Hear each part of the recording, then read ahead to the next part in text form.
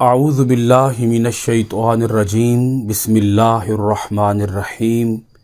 معزز خواتین و حضرات، عزیز طلبہ و طالبات، ڈیلی قرآن کلاس میں آپ سب کو خوش آمدید۔ آج ہم پڑھیں گے سورۃ الانعام، پارہ نمبر 7، آیت نمبر 118۔ لفظی ترجمہ سماعت کیجیے گا۔ ان اگر تعذبہم، تو عذاب دے انہیں، فإنہم، تو بے شک وہ، عبادک، تیرے بندے ہیں، وَإِن، اور اگر، تغفر، تو بخش دے، لہم، انہیں، فإنک انت، تو بلا شبہ تو ہی، العزیز، غالب ہے، الحکیم، بڑا دانا ہے۔ آیت مبارکہ کا ربط آیات یہ ہے، اللہ تعالیٰ میدان محشر میں حضرت عیسیٰ علیہ السلام سے کچھ سوالات کرے گا، اور ان سوالات کا بنیادی مقصد یہ ہوگا کہ گمراہ کن عیسائیوں کو باقاعدہ مجرم قرار دیا جائے اور انہیں ان کا جرم سمجھ آ جائے کہ ہم واقعتاً جرم پر تھے، اور ہمارا عقیدہ آسمانی عقیدہ نہیں تھا، الہامی عقیدہ نہیں تھا، پیغمبر کی تعلیم نہیں تھی، بلکہ ہم نے خود گھڑا ہوا عقیدہ رکھا ہوا تھا۔ اسی سوال کے جواب میں حضرت عیسیٰ علیہ السلام یہ بات بھی عرض کریں گے جو ابھی بات بیان ہو رہی ہے اس آیت مبارکہ کے اندر۔ حضرت عیسیٰ علیہ السلام اللہ تعالیٰ کی بارگاہ میں عرض کریں گے،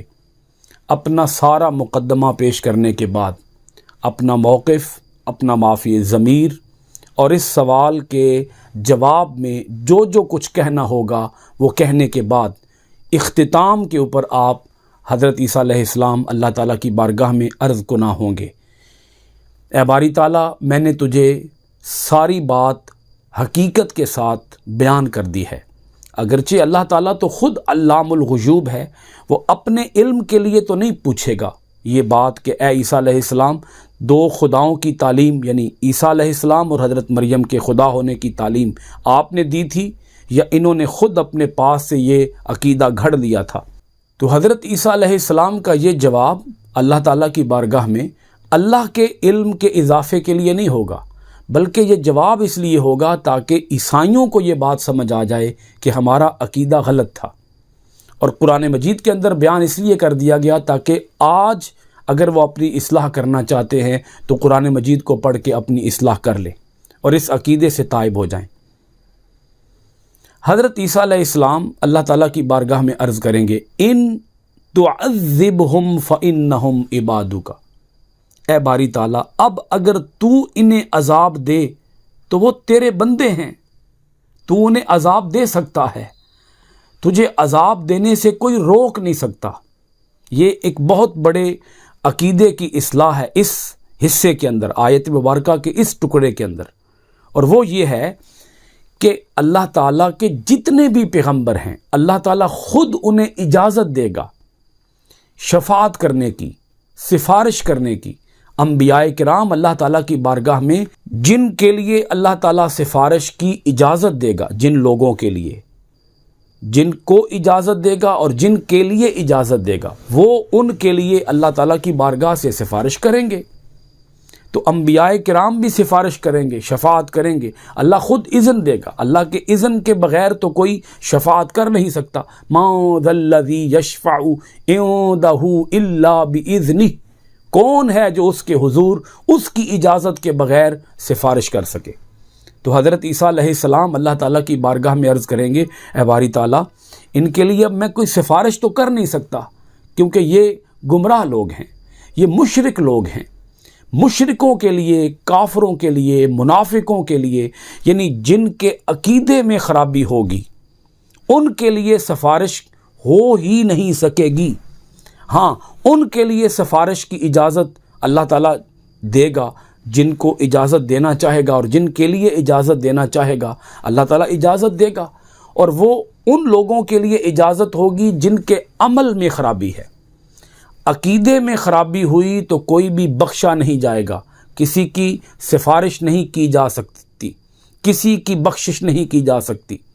عقیدے میں خرابی سیدھی سیدھی جہنم ہے، دوسرا کوئی آپشن ہی نہیں ہے۔ مگر جن کے عمل میں خرابی ہوگی، عمل میں کوتاہی ہوگی، عمل میں سستی ہوگی، اللہ تعالیٰ جنہیں بخشنا چاہے گا ان کے لیے اللہ تعالیٰ پیغمبروں کو اجازت دے گا، اور وہ پیغمبر اللہ تعالیٰ کی بارگاہ میں شفاعت کریں گے۔ اب عیسیٰ علیہ السلام دو ٹوک انداز میں عرض کریں گے، اے باری تعالیٰ میں ان کے لیے سفارش تو کر نہیں سکتا، ان کے لیے بخشش تو مانگ نہیں سکتا، کیونکہ یہ گمراہ ہیں، مشرک ہیں، یہ مجھے تیرا بیٹا مانتے رہے ہیں، تو میں کیسے ان کے لیے تیری بارگاہ سے سفارش کر سکتا ہوں۔ وَإِن تَغْفِرْ لَهُمْ، اور اگر تو انہیں بخش دے، فَإِنَّكَ أَنْتَ الْعَزِيزُ الْحَكِيمُ، تو بلا شبہ تو ہی غالب ہے اور بڑا دانا ہے۔ یعنی ان میں سے، ان عیسائیوں میں سے وہ عیسائی جن کے عقیدے میں خرابی نہ تھی، جن کے صرف عمل میں خرابی تھی، اگر تو انہیں بخشنا چاہے اور تو ان کی معافی فرمانا چاہے تو بے شک تو غالب بھی ہے اور تو بڑا دانا بھی ہے۔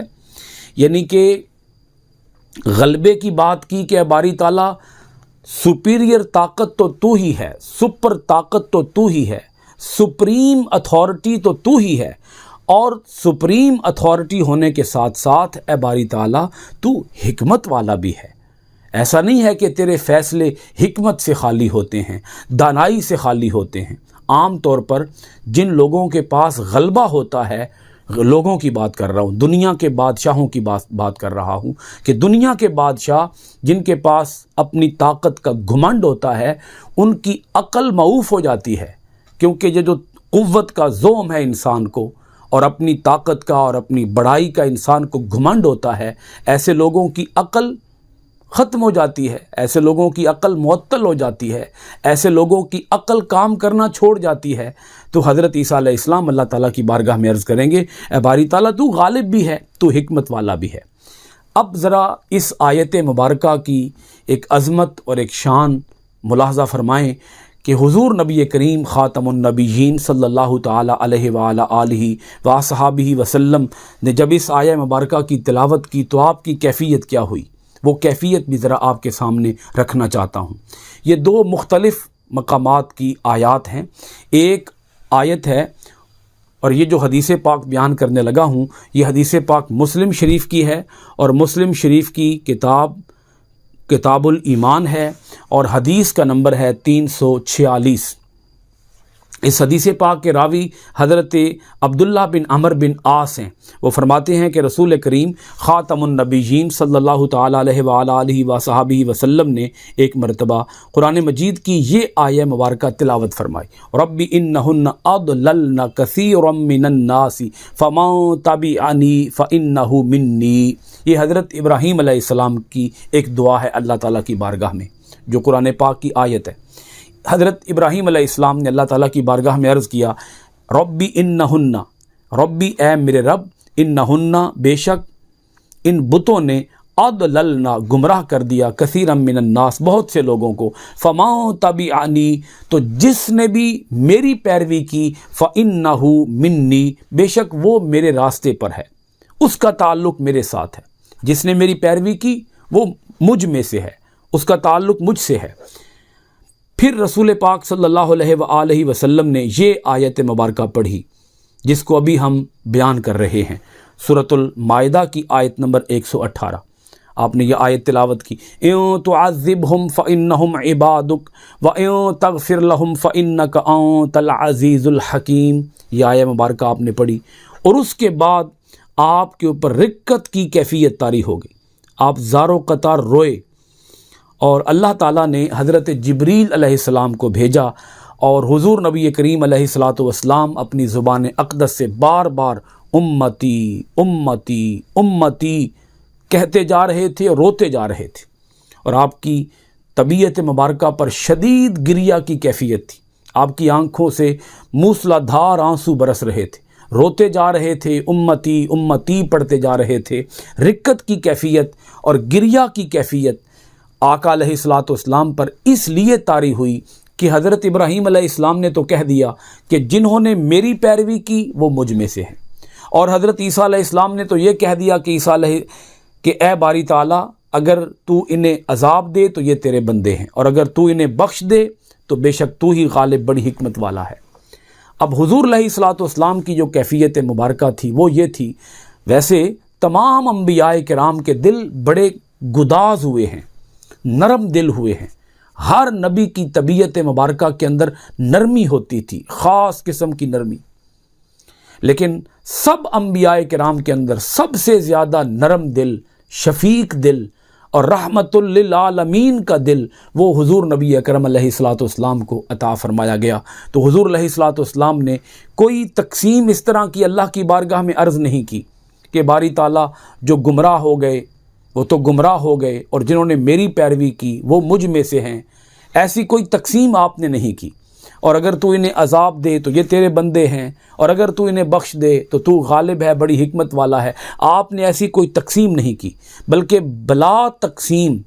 بلا امتیاز حضور علیہ الصلوۃ والسلام اللہ کی بارگاہ میں صرف امتی امتی امتی کہتے جا رہے تھے، روتے جا رہے تھے۔ تو اللہ تعالیٰ نے حضرت جبریل علیہ السلام کو بھیجا، اور حضرت جبریل علیہ السلام اللہ تعالیٰ کی بارگاہ سے یہ پیغام لے کر آئے کہ رسول اکرم صلی اللہ علیہ وآلہ وسلم، اے خاتم النبیین، اے رحمت للعالمین، آپ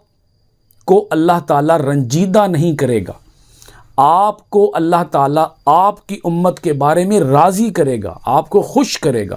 تو حضور علیہ الصلوۃ والسلام یہ پیغام سن کر آپ کی طبیعت کے اندر قرار آ گیا اور سکون آ گیا۔ یہ آیت مبارکہ ایک بہت بڑا میسیج اور پیغام بھی دے رہی ہے، ہمیں اللہ تعالیٰ کے عذاب سے ڈرنا چاہیے، اور بطور خاص اس بات سے ڈرنا چاہیے کہ کہیں ہمارے عقیدے میں خرابی نہ آ جائے، کیونکہ اگر کسی کا عقیدہ خراب ہو گیا تو اس کے بچنے کی کوئی صورت نہیں ہوگی، اس کے لیے کسی پیغمبر کی شفاعت بھی نہیں ہو سکے گی۔ شفاعت میں سے حصہ بھی انہیں ملے گا، حضور نبی اکرم خاتم النبیین شفیع المذنبین کی شفاعت سے، صلی اللہ تعالیٰ علیہ وآلہ وصحبہ وسلم کی شفاعت سے انہیں حصہ ملے گا، انبیاء کرام کی شفاعت سے انہیں حصہ ملے گا جو عقیدہ صحیح رکھتے ہیں، جن کا عقیدہ درست ہے، اگرچہ عمل میں بھی خرابی نہیں ہونی چاہیے، اگر بتقاضۂ بشریت، بشری کمزوریوں کے باعث کسی کے اندر عمل میں خرابی آ بھی گئی، اگر اللہ تعالیٰ نے چاہا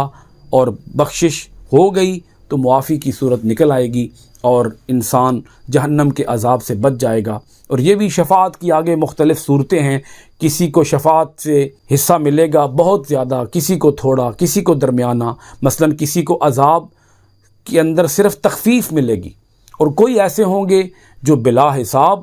اور بلا عذاب بخشے جائیں گے اور جنت میں چلے جائیں گے، اور بعضوں کے عذاب میں صرف کمی کی جائے گی۔ یہ الگ الگ ہر ایک کا حال ہوگا۔ اللہ تعالی ہمیں اپنی آیتوں میں غور و خوض کرنے، اپنی آیتوں پر عمل پیرا ہونے کی توفیق عطا فرمائے۔ آیت نمبر 118 کے ساتھ آج کی کلاس ختم ہوئی۔ انشاءاللہ العزیز آئندہ ڈیلی قرآن کلاس میں آپ کے پاس حاضر ہوں گے سورۃ المائدہ کی آیت نمبر 119 کے ساتھ۔ بہت شکریہ۔ السلام علیکم ورحمۃ اللہ وبرکاتہ۔